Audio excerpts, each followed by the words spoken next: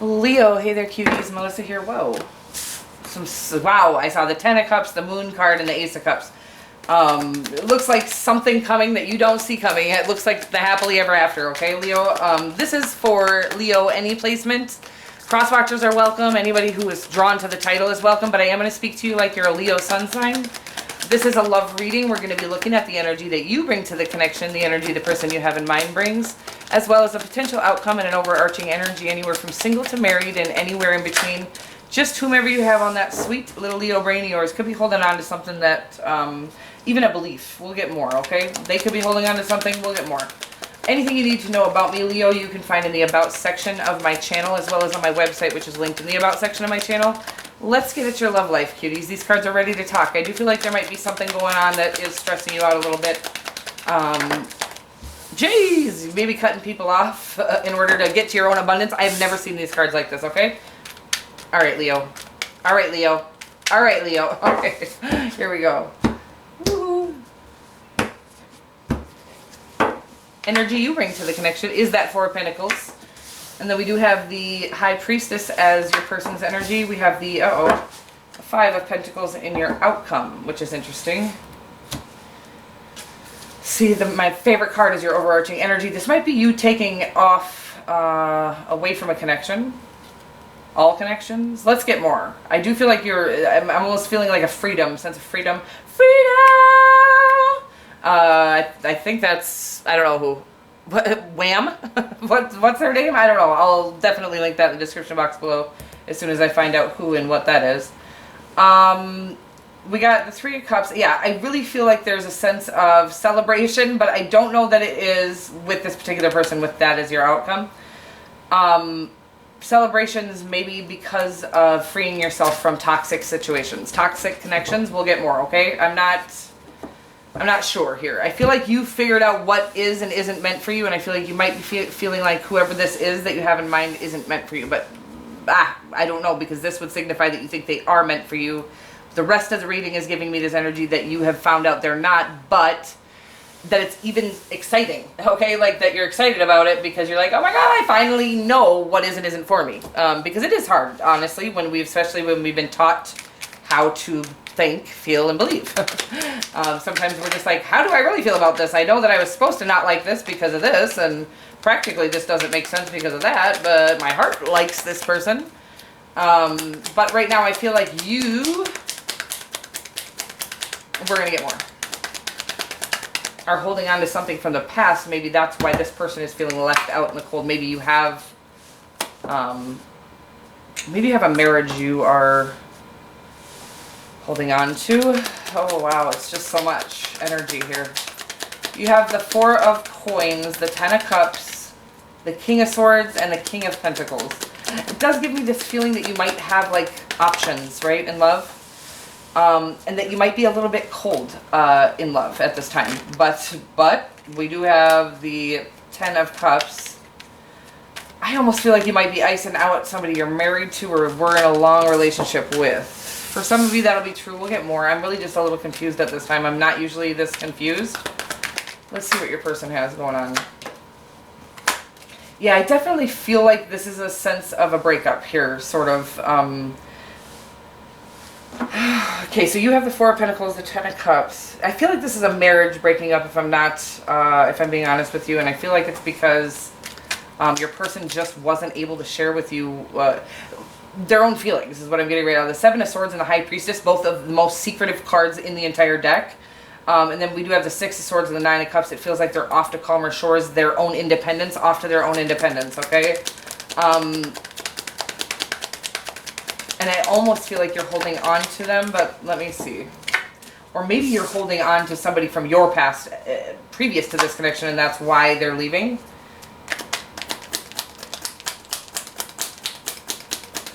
Whatever it is, it leads to new love, okay? That's what I feel like saying right now is like whatever is you're holding on to from your past, I feel like for a lot of you it could be a marriage. It's saying just as soon as you release that, which again, you don't just get to let go of something like that. You do need to feel the pain of it, heal the pain of it.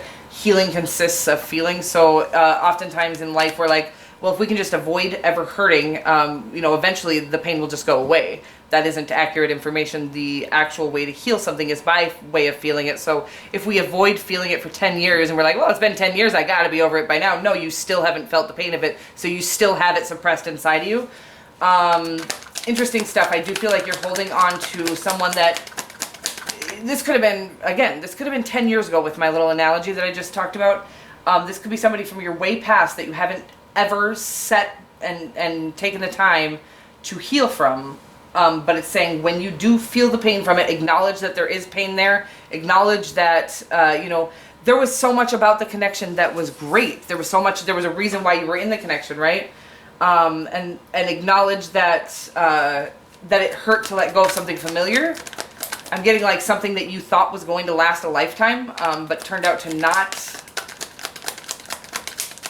This is such an interesting, these cards are just reading differently than they normally do. I feel like clarity is coming. I feel like what it's saying is that you're still holding on to, and even it might be suppressed to the point where you don't realize you're holding on to something that you thought was going to last a lifetime in your past. I feel like the person that you were involved with was not forthcoming about their feelings. I feel like they really hurt you and betrayed you. I feel that's what I'm getting right now is betrayal with the Seven of Swords. And I never really get betrayal. I usually just get hiding feelings or not sharing feelings. Right now I'm getting that they sort of betrayed you. They weren't forthcoming with you about everything. And I feel like we're holding on to kind of almost what I'm getting the energy of right now is that you feel like it's your fault for not seeing through it, whatever it is.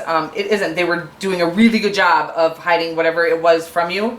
But it was all set there for you to get a sense of your own intuition.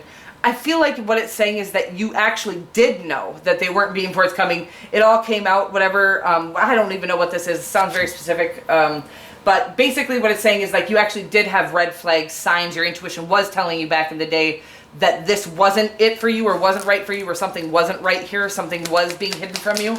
But you ignored that actual intuition of yours, thinking that you were being crazy or, you know, we're always told whenever we call somebody out on their shit, we're crazy, we're whatever it is, right? We're paranoid.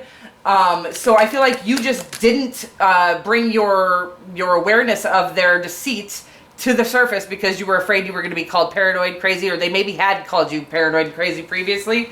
What I'm saying is that this is a huge example of and the creator giving you this, like, I'm watching you sit in class and write, you know, the huge lesson on your intuition is always right. You are not paranoid.